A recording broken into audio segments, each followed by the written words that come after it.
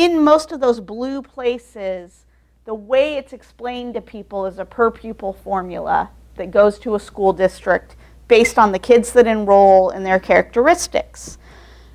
And then North Carolina actually gives money based on positions or teachers and programming. So instead of starting with the students and saying, you know, here in Raleigh, the district has 45,000 students. I have no idea if that's true. And we get a base funding for each and we get these extra things.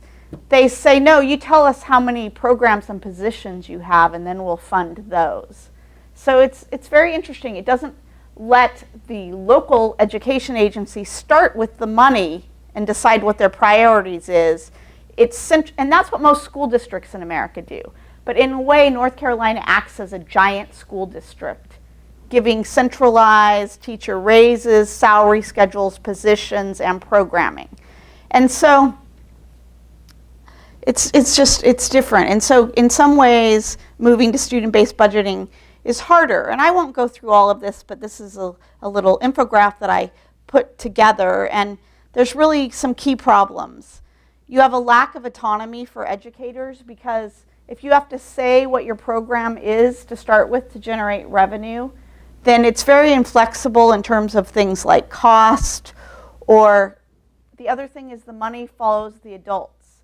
So if you have a school district that has more experienced teachers or an individual school, you generate revenue by getting more experienced teachers to come to your school, not by getting students to come to your school.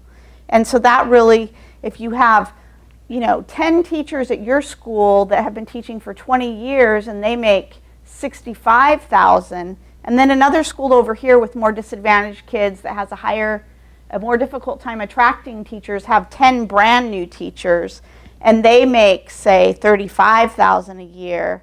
There's no accounting for that difference in revenue, right? It's all driven by the salaries of the people that work in the building instead of the students that enroll and attend the building. So it's very insensitive. So it's somewhat inequitable for students. And then the other thing is it's a lack of transparency because you can't go look at a school budget and find out the actual resources at that school that are being spent. And that's something that policymakers and taxpayers and normal families and citizens really would like to do.